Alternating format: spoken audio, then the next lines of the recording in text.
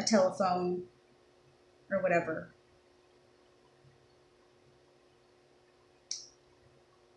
And that leads us into one of my favorite songs. There's a Light over at the Frankenstein place.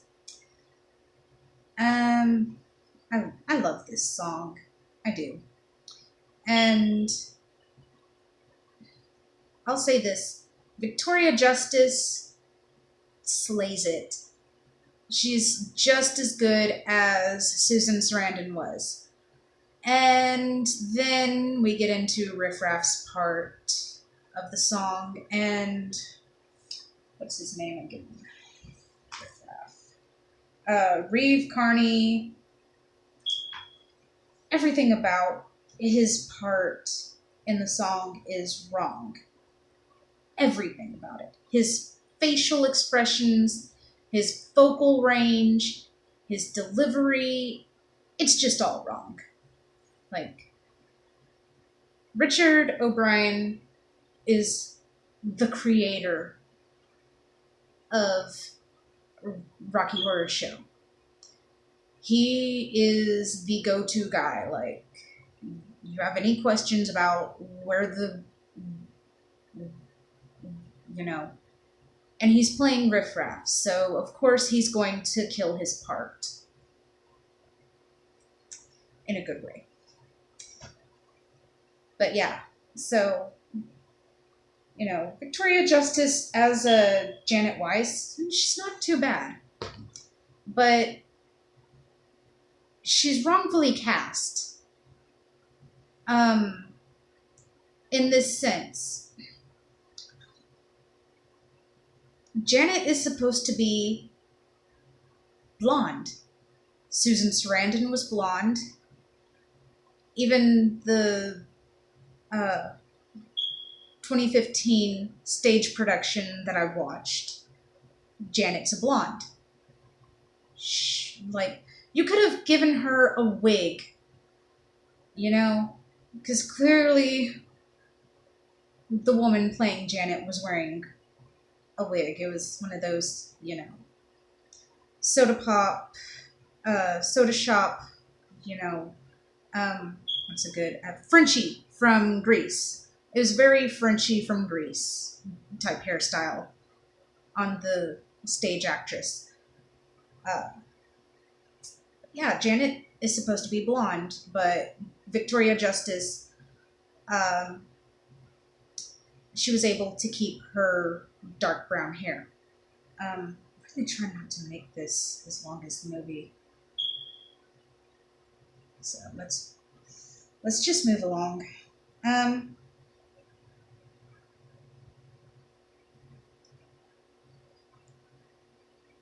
So if I completely forget Riff Raff's verse in There's a Light, and my first impression of him is when he opens the door for Brad and Janet. Reeve Carney does a pretty good job of being Riff Raff. And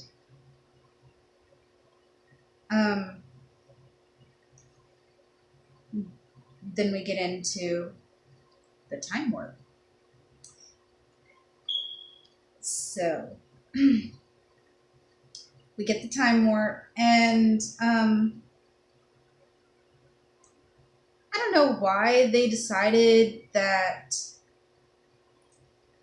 during Riff Raff's verse, Magenta doesn't interrupt, and during Magenta's verse, Riff Raff doesn't interrupt. I don't know why they did that. It was a mistake.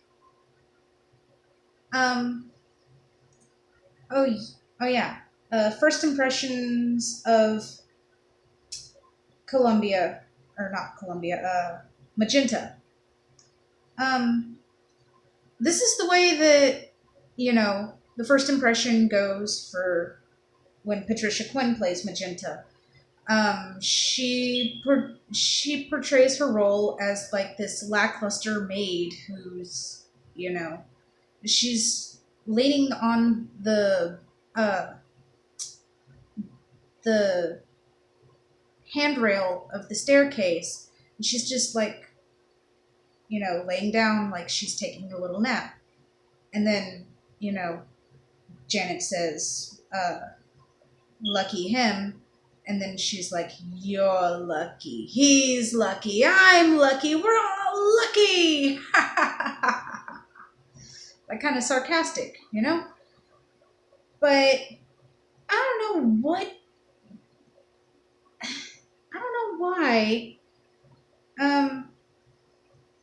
Christina Milian decided to play it as this upbeat, you know, kind of poppy character. Like, that's not Magenta or fucking Columbia. I don't know why I have such a hard time. I mix them up, even in everyday life. Yeah. But yeah, so we get the time warp. Like, during Riff Raff's verse, there's a part where Magenta interrupts. Yeah, Magenta. Magenta interrupts him. She says, not for very much longer.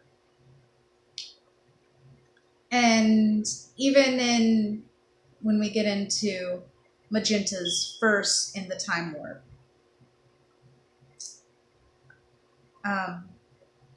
Riff Raff is supposed to interrupt her verse and say, with a bit of a mind flip,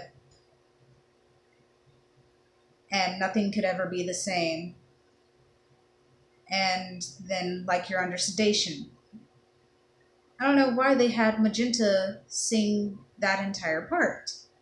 I don't know why they had Riff Raff sing Magenta's part in his verse without interruptions. I don't know why Magenta didn't get interrupted by Riff Raff. Anyways, going a little too long in this. So yeah, during the time warp, we're introduced to Columbia. And Columbia. I love you so much.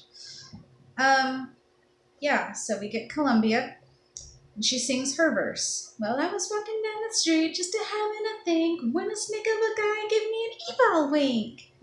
I love it.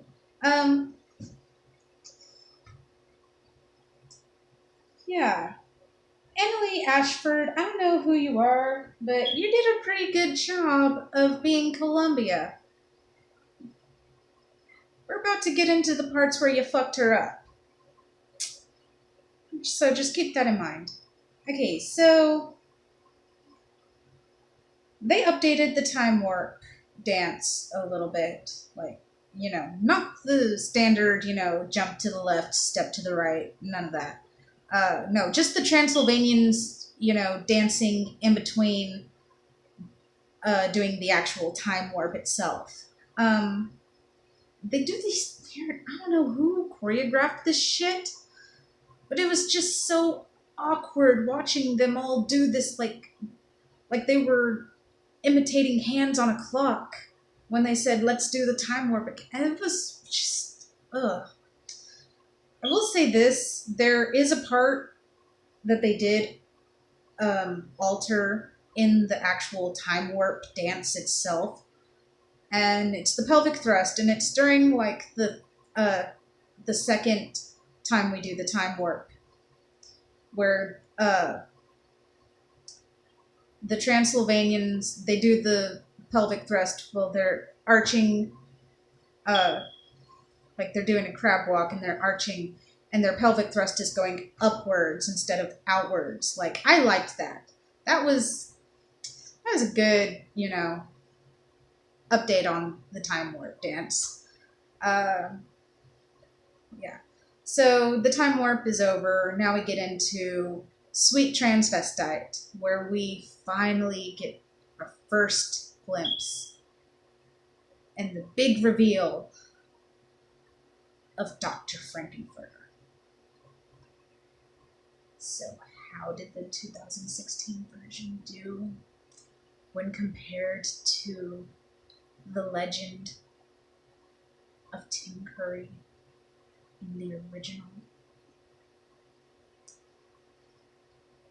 In the original, Dr. Frankenfurter is in the elevator lift coming down,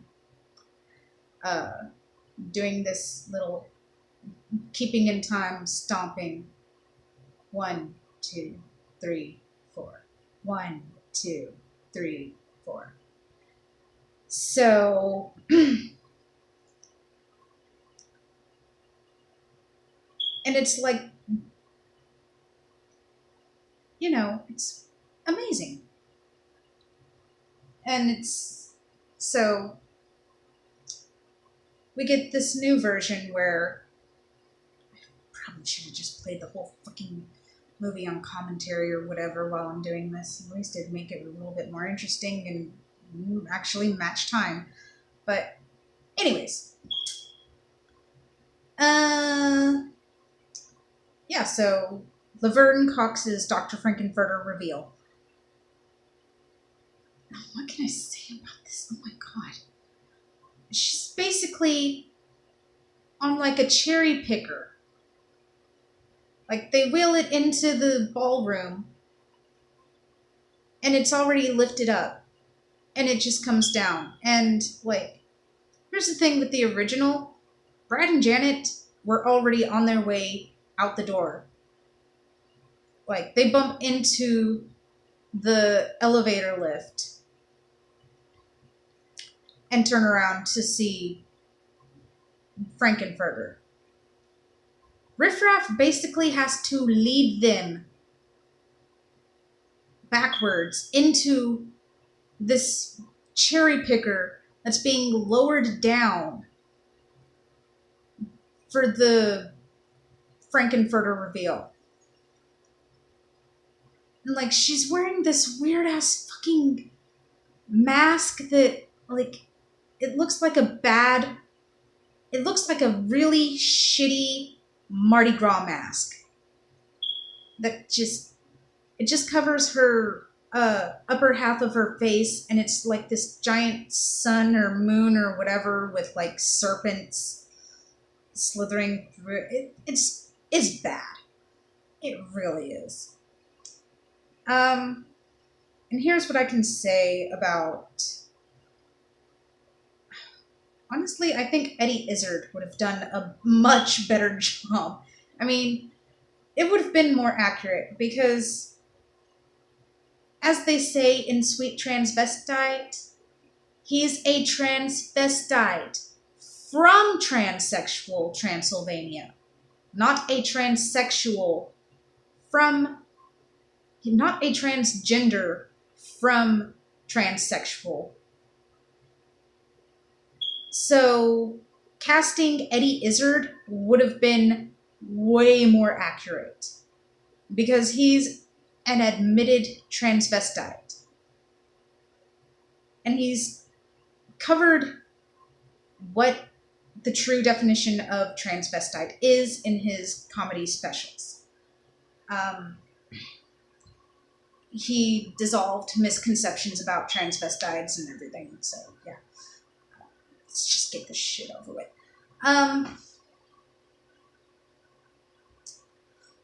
As far as Laverne Cox's singing, she's not bad.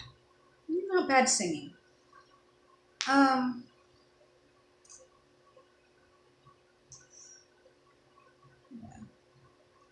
Okay, so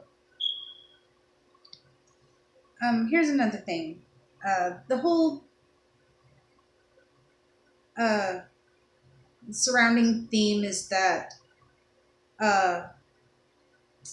in the new version is that it's being played in a theater with people watching, and they'll occasionally go back to the theater and show you the audience and their reactions and everything, and them yelling at the screen and and whatnot. So during Sweet Transvestite, when the song is coming to an end, there's that part where Dr. Frankenfurter says, come up to the lab, see what's on the slab. I see you shiver with anticipation.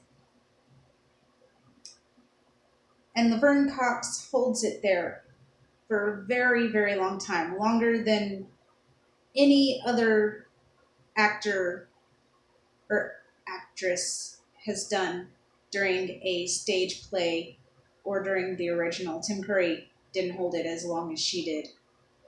And we cut back to the theater, and the audience just says, "Say it!"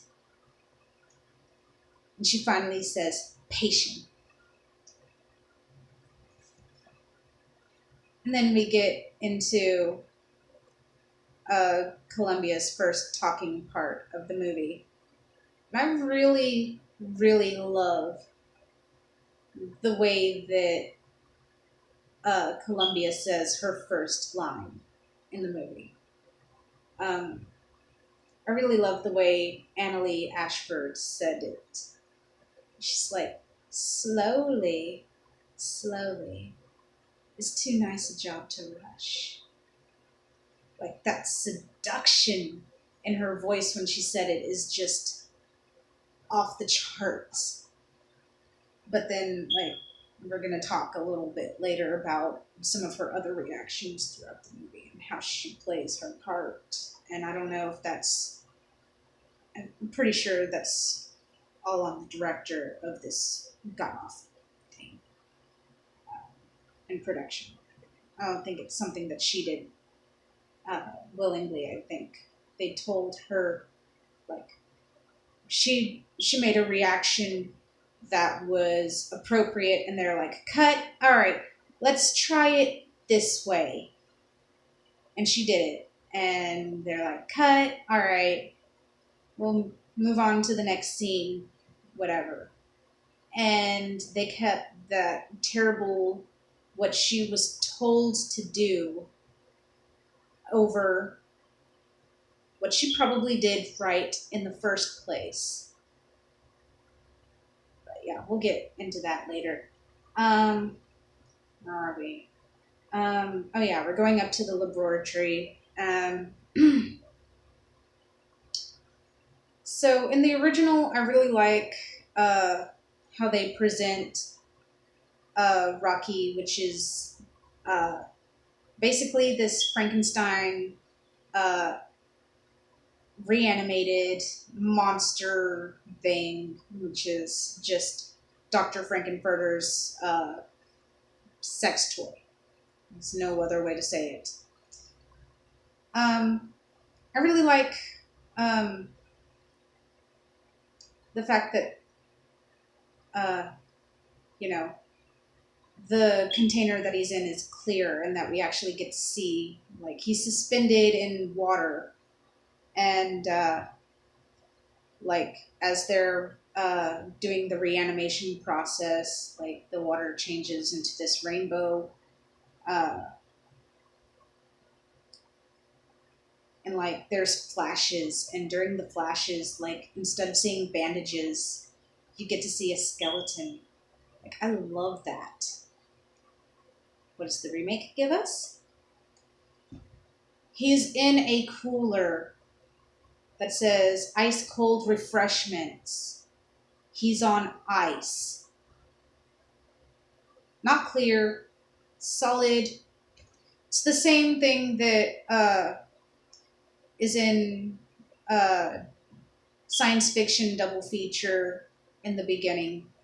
There's a part where Roxy takes out an old glass bottle, pops off the cap, and she takes it out of this like cooler, and she slides it down to somebody. Yeah, it's the same thing.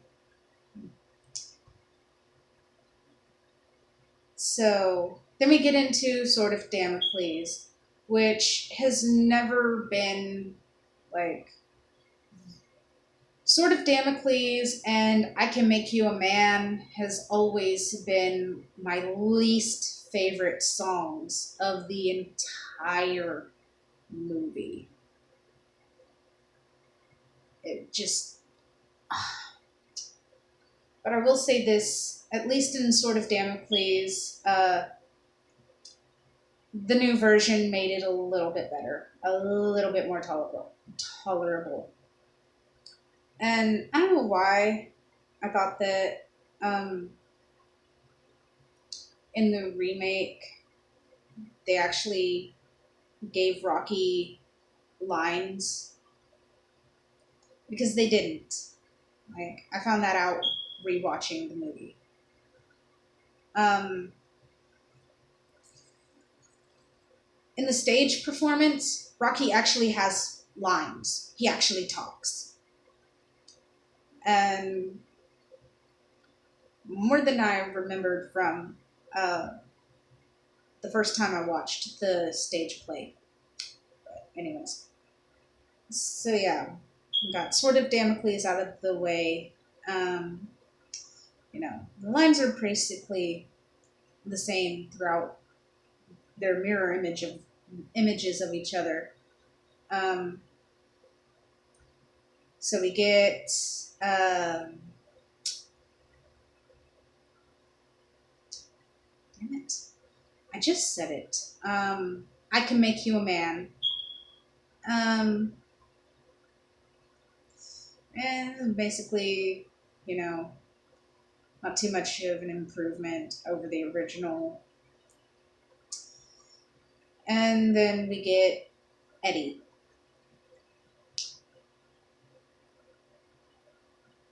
Uh, who the fuck is Adam Lambert, anyways? Like, who the fuck is he? I don't even know. Like, I've heard his name before. I still don't know who the fuck he is.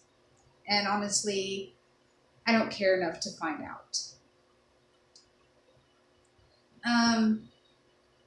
His portrayal of Eddie is just so just terrible, awful. It's just, it makes me want to gag every single time I watch him trying to do hot patootie and try to make it interesting. And just let's just move on. So, at the end of Hot Patootie, Frankenfurter goes after Eddie and kills him.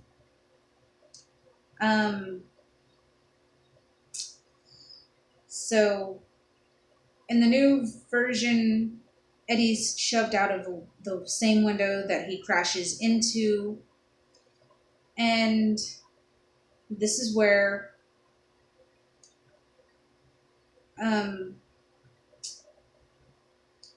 Annalie's portrayal of Columbia gets a little, diminished. Because what you need to understand about Columbia is that she adores Eddie. She just completely adores Eddie. Like, she's obsessed with him. She's got a entire wall mural of Eddie in her room. And Nell, let me just say that Nell Campbell's reaction as Columbia when Eddie gets killed in the freezer with an axe by Dr. Frankenfurter. When I first heard it, it brought me to tears. It gave me goosebumps. Like, you could actually feel the raw emotion emulating from her. And this is one of the occurrences where I think Annalie gave she emulated the right emotion, and production, the directors, they said, okay, cut. Okay, great work, but let's try this scene this way. There's no emotion coming out of her when Eddie gets killed. There's not. And Magenta, she screams, but it's like one of those really, really bad screams like you would hear in a B-rated horror film, or a fangirl screaming over Justin Bieber. It was one of those screams. And Columbia, she basically gets shut up by Magenta shoving a blue sucker in her mouth, basically pacifying her. And this is probably the one and only time that the spoken lines are different between the movies. In the original, after Frankenfurter kills Eddie, he says, "One from the vaults." In the remake, Frankenfurter picks up a microphone and says, "Ladies and gentlemen, Eddie has left the castle," and then drops it. Like, honestly, that wasn't a line that needed a mic drop. But we really need to be getting on with the rest of it. So then we finish up,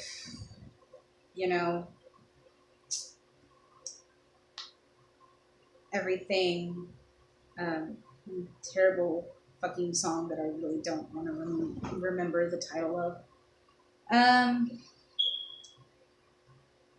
So then we get the love scenes where Frankenfurter disguises himself as Brad and Janet to seduce Brad and Janet without them knowing, because they were shown to separate quarters for the night.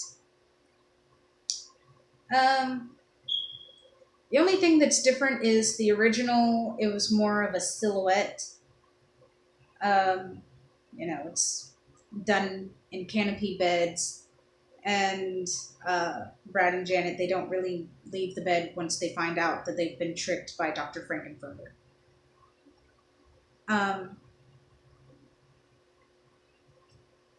Then we get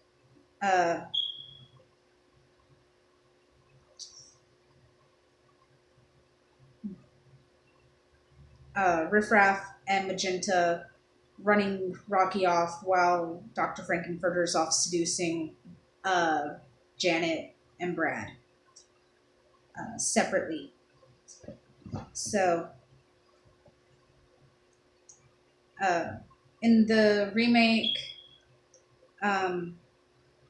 when Riff Raff calls on Frank to tell him that Rocky is escaped, Magenta's holding cue cards, which Riff Raff didn't need in the original. And then we get into Touch It, Touch It, Touch Me, another classic. I really liked the original version of Touch It, Touch It, Touch Me. I liked that whenever the outro has everyone singing Creature of the Night to Janet. I love that. Didn't get included in the remake. So then Dr. Scott shows up at the castle looking for Eddie, who it is revealed to be his nephew. First of all, I got a problem with the fact that they cast Adam Lambert, clearly white, as Eddie. And his uncle is supposed to be a very clear, never in any generation leading up to him has been white. Like, every single generation before Dr. Scott was black. Like, the only way that this could be explained is that Eddie is adopted. That is the only logical explanation for casting Eddie as clearly white and Dr. Scott clearly black, whose sister is probably as black as he is. Like, they're not half siblings. Like, mama wasn't white or daddy wasn't white, and, you know,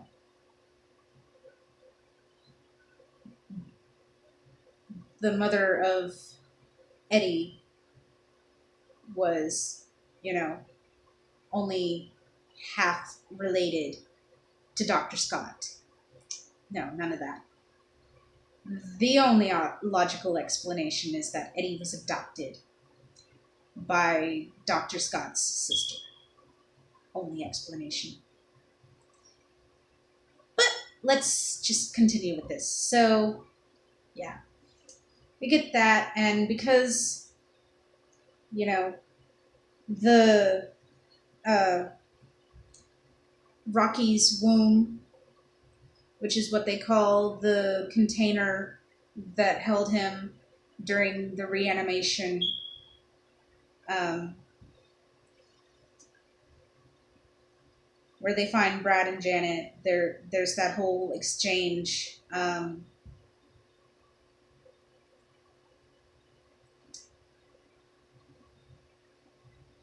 It starts off differently. Like, they did that whole back and forth thing, but they messed up in the beginning because Brad says Janet, and then Janet says Dr. Scott, and then Brad says Janet, and then Janet says Brad, and then Frank says Rocky, and Rocky just, looks over at him.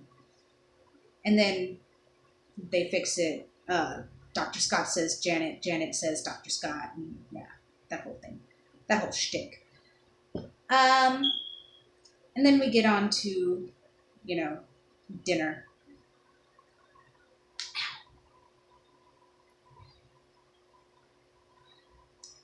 Um,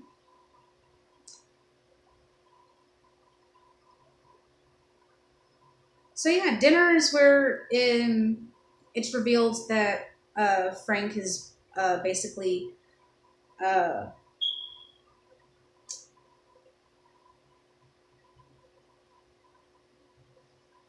I don't really know how to say it. He cut up Eddie, and Magenta and Riff Raff cooked him up, and they're now serving Eddie to, Brad and Janet and everybody. So they're basically turning them into cannibals.